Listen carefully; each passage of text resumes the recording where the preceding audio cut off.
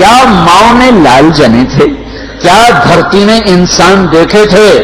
آج تک دنیا ایسا بادشاہ نہ دکھا سکی جو 22 لاکھ مربع میل پہ حکومت کر کے مسجد میں جھاڑو دے رہا ہو، جو 22 لاکھ مربع میل پر حکومت کر کے پانی کی مشق کندھے پہ اٹھا کے بیوہ عورتوں کے گھر میں گھڑوں میں پانی بھرنے جا رہا ہو۔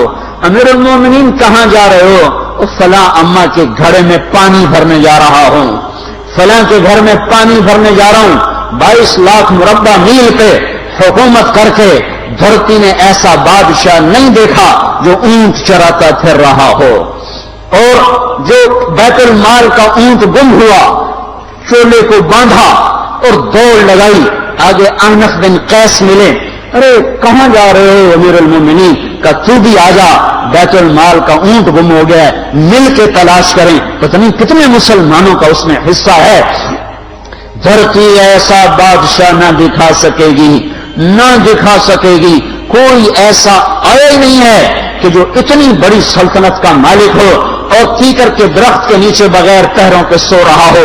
یہ ہمارے چھوٹے چھوٹے حکمران، ووٹوں کے ذریعے سے کرسیوں پر بیٹھنے والے، ان بے وقوفوں کے آگے بھی پہرے، پیچھے بھی پہرے، دائیں بھی پہرے، بائیں بھی پہرے، اوپر بھی پہرے، ان کی گاڑیاں بھی بلٹ پروف، یہ پھر بھی ڈرتے ڈرتے جا رہے کہ انہوں نے ظلم کیا، یہ اپنی ذات میں خوف زدہ ہو گئے۔ عمر نے اپنے نام کے ساتھ فاروق کا لقب آپ نے کہا عمر فرق بین الحق والباطل، عمر وہ عمر ہے جس نے حق اور باطل میں فرق کر کے دکھا دیا، اس لیے یہ فاروق ہے، اس نے حق اور باطل میں فرق کر کے دکھایا، یہ فاروق ہے۔ حسن بصری فرمایا کرتے تھے اپنی محفلوں کو عمر کے ذکر سے سجاؤ۔ حضرت عائشہ فرمایا کرتی تھی عمر کے تذکرے کیا کرو کہ جب عمر کا تذکرہ ہوتا ہے تو عدل کا تذکرہ ہوتا ہے، جب عدل کا تذکرہ ہوتا ہے تو اللہ کا تذکرہ ہوتا ہے۔ کہ ہم عائشہ رضی اللہ تعالیٰ عنہا فرمایا کرتی تھی اتنی بڑی سلطنت پر حکومت کرنے کے بعد اللہ کی راہ میں جانے والے مجاہدین کے گھر جا کھڑا ہوا ہے، دروازے پہ دستک دے رہا ہے، بیٹی کوئی بازار سے سودا لینا تو مجھے بتاؤ، تیرے گھر والا تو اللہ کی راہ میں ہے، میں تمہارے گھر کا سودا لے آؤں، کیا کیا چیز چاہیے؟ تم نے اپنے خامند کو خط لکھنا ہوگا، تم تو لکھنا نہیں جانتی، مجھے بتاؤ میں تیرے خامند کو تیری طرف سے خط لکھوں۔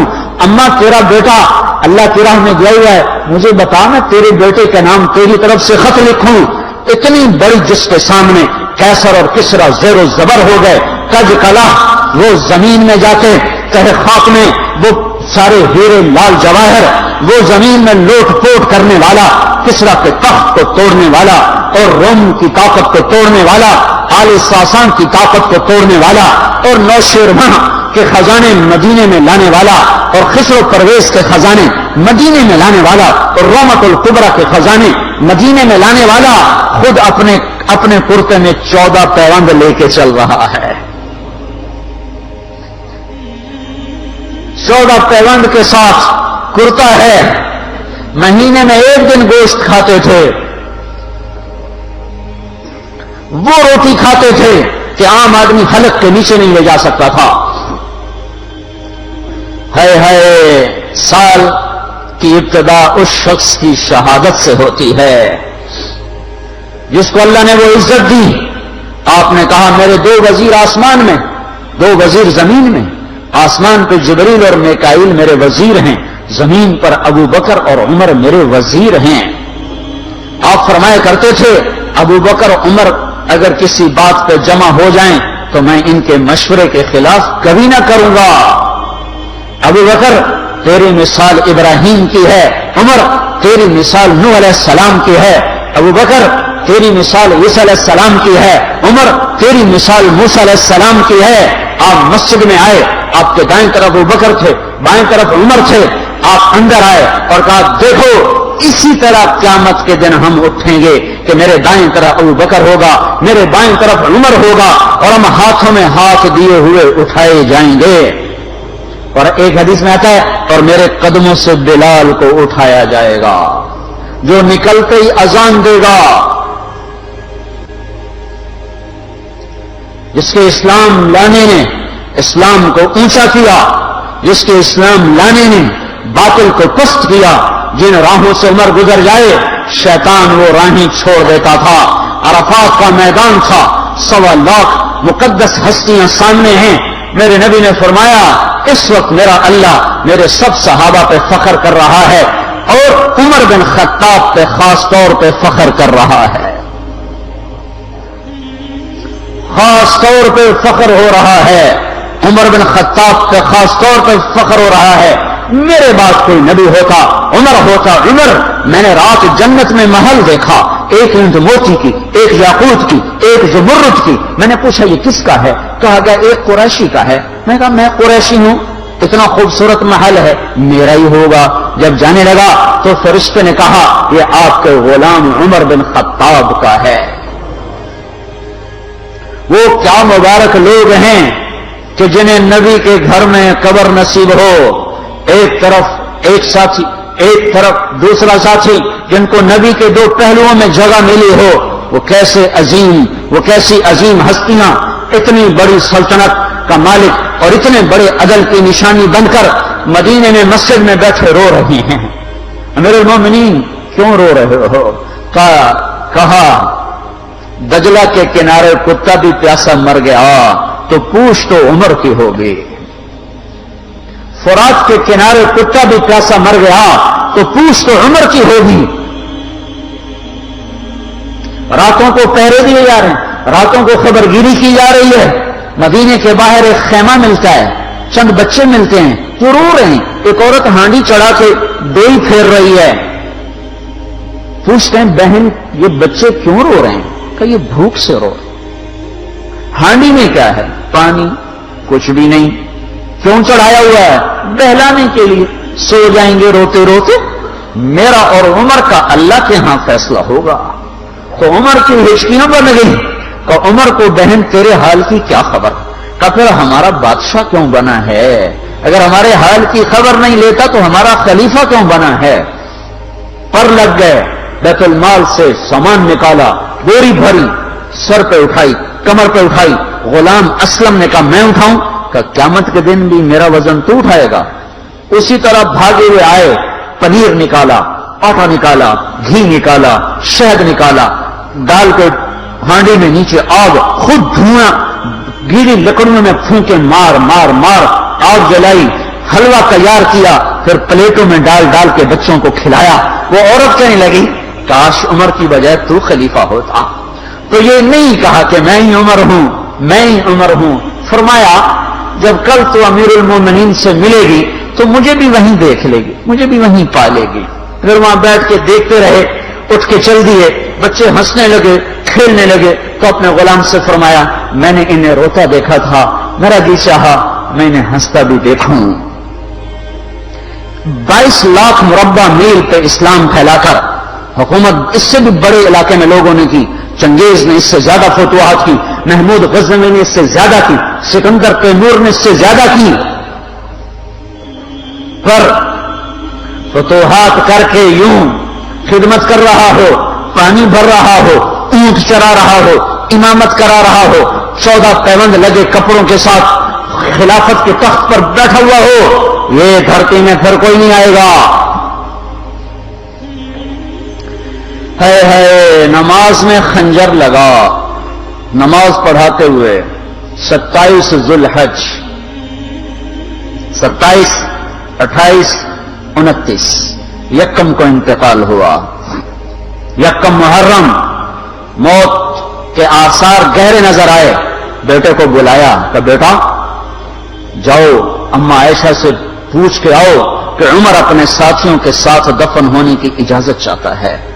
امیر المومنین کے لقب سے بات نہ کرنا، عمر کہنا، عمر، اب میں امیر المومنین نہیں رہا۔ جب وہ پوچھنے گئے تو حضرت عائشہ رو رہی تھیں۔ انہوں نے عرض کی اما جان میرا باپ اپنے ساتھیوں کا پڑوس چاہتا ہے۔ انہوں نے فرمایا یہ جگہ تو میں نے اپنے لیے رکھی تھی، لیکن اگر عمر چاہتے ہیں تو ان کو مجھ پر فضیلت ہے، میں ان کے لیے دستبردار ہوں۔ انہوں نے واپس آ کر خوشخبری سنائی، مبارک ہو اجازت مل گئی۔ کہ نہیں شاید میرے شرم میں اجازت دی ہو، جب مر جاؤں تو مجھے دوبارہ دروازے کے سامنے رکھ کر پھر جا کے پوچھنا، اس وقت اجازت ملے تو پھر لے جانا، ورنہ مجھے بقیع کی طرف لوٹا دینا۔ اتنے میں حضرت علی آئے، پریشان دیکھا، عمر کیوں موت سے ڈر گئے؟ کہ نہیں، موت کے بعد کی گھاٹی سے ڈر رہا ہوں۔ کہ ڈرو نہیں، میرے ان کانوں نے سنا ہے اور اتنی دفعہ سنا ہے کہ میں گن نہیں سکتا کہ اللہ کے نبی فرمایا کرتے تھے ابو بکر اور عمر جنت کے بڑی عمر کے لوگوں کے سردار ہیں۔ آپ نے فرمایا تو اس بات کی گواہی دے گا؟ کہ میں بھی دوں گا، میرا بیٹا حسن بھی دے گا۔ امام حسن بھی ساتھ تھے کہ میں بھی دوں گا، میرا بیٹا حسن بھی گواہی دے گا۔ پھر بھی ہے جو جنت کی بشارتیں لیے ہوئے ہیں، 10 مبشرہ، ابو بکر جنتی، عمر جنتی، عثمان جنتی، علی جنتی، طلحہ جنتی، زبیر جنتی، ابو عبد الرحمن بن عوف جنتی، ابو عبیدہ بن جراح جنتی، سعید بن زید جنتی۔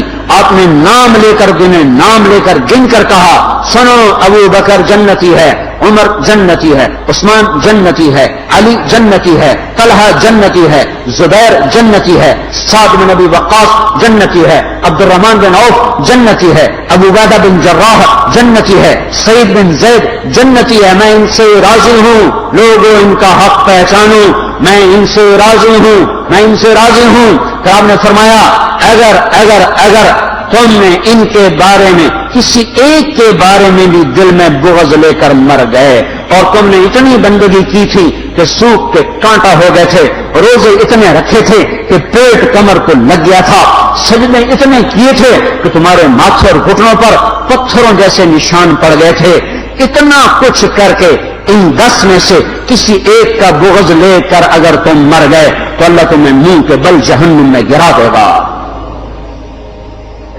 لوگوں میں ان سے راضی ہوں، ان کا حق پہچانو، جن کو اللہ بھی رضا کے پروانے دے رہا ہو، جن کو اللہ کا رسول رضا کے پروانے دے رہا ہو، جن کو وزارت کا شرف مل چکا ہو، نبی کے پہلو میں قبر جن کی بننے کا اعلان ہو چکا ہو، وہ موت پر کیا کہہ رہا ہے؟ موت پہ کیا کہہ رہا ہے؟ اپنے بیٹے سے کہا میرا سر زمین پہ ڈال دے۔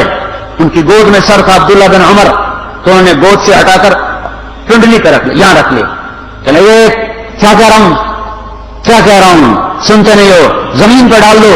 تو انہوں نے زمین پہ ڈالا تو اپنے چہرے کو مٹی میں رکھ دیا اور ایسے ملنے لگے اور کہنے لگے اے میرے رب، اگر تو نے عمر کو معاف نہ کیا تو عمر ہلاک ہو جائے۔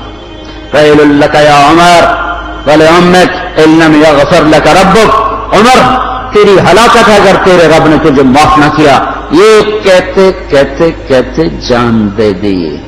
22 لاکھ مربع میل میں اسلام کو زندہ کرنے والا، این حالت نماز میں زخم کھا کے گرنے والا، مطلوب مصطفیٰ، وزیر مصطفیٰ، جنت کی خوشخبریاں لے کر پھر موت پر یوں کہہ رہا ہو اللہ تو نے معاف نہ کیا تو میرا کیا بنے گا؟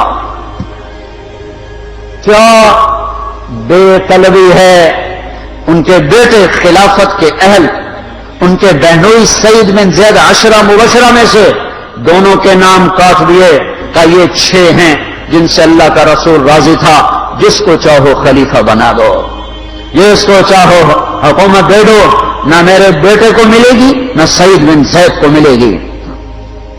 کسی نے کہا شوشہ چھوڑا، آپ کا بیٹا بھی تو بہت قابل ہے، اسی کو بنا دیں، تو اسے تو طلاق دینا نہیں آتا، حکومت کہاں سے چلائے گا؟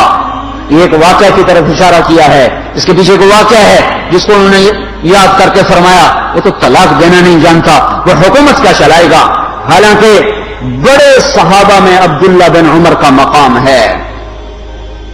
ہے جنازہ صہیب رومی نے پڑھایا، دروازے کے سامنے لا کے رکھ دیا گیا، سب لوگ جنازے کے ساتھ کھڑے ہو گئے، عبداللہ بن عمر اکیلے آگے گئے، دروازے پر دستک دی کہ اما جان میرا باپ عمر بن خطاب دروازے پہ حاضر ہو چکا ہے، اندر آنے کی اجازت چاہتا ہے۔ تو عائشہ رضی اللہ تعالیٰ نے اپنی چادر کو اٹھایا اور روتے ہوئے باہر نکل گئیں۔ پھر لوگ اندر داخل ہوئے، قبر کھودی گئی، قبر کھودتے ہوئے عبداللہ بن عباس بھی قبر کے کھودنے میں شریک تھے، تو کہتے میرے کندھے پہ کسی نے ہاتھ رکھا، میں نے پیچھے مڑ کے دیکھا تو علی رضی اللہ تعالیٰ عنہ کھڑے رو رہے تھے اور فرما رہے تھے مجھے پتا تھا تو یہیں آئے گا، یہاں تیرے سوا کوئی نہیں آ سکتا، کہ میں نے ایک دفعہ نہیں کتنی دفعہ میں نے اللہ کے نبی سے یہ بات کا تکرار سنا، میں ابو بکر اور عمر، اس کا اتنا تکرار سنا ہے میں نے کہ مجھے یقین تھا یہی آئے گا، تو اور کہیں نہیں جا سکتا۔ میرے بھائیوں غفلت سے باہر آ جائیں، یہ دھوکے کا گھر، یہ مچھر کا پر، یہ مکڑی کا جالا، یہ دنیا کہیں ہمیں ہلاک نہ کر دے۔ ان لوگوں کو سامنے رکھ کے زندگی گزارو جنہوں نے اللہ کو راضی کیا، اس کے رسول کو راضی کیا، کلمہ حق کو بلند کیا، خیر کے ذریعہ بنے، شر کے مٹانے والے بنے، اور دنیا میں مرنے کے بعد بھی ان کے تذکرے ہدایت کا سامان بنے، ان کے تذکرے روشنی کا مینار بنے۔ ان کے پیچھے چلو، مغرب کے اندھیروں کی طرف مت دوڑو، وہاں تو سورج بھی ڈوب جاتا ہے، مغرب میں تو سورج بھی ڈوب جاتا ہے، اور تمہیں پکار کے کہتا ہے مغرب کی طرف نہ آنا، ادھر اندھیرا ہے، میں یہاں گم ہو گیا، تم کون سا سراغ ڈھونڈنے آئے ہو؟ دوڑو اللہ اس کے رسول کی پاک زندگی کی طرف، اس کے پاک صحابہ کی زندگی کی طرف، جن کو اللہ نے مرنے سے پہلے جنت ہاتھ میں دے دی، جنت کی بشارت دے دی۔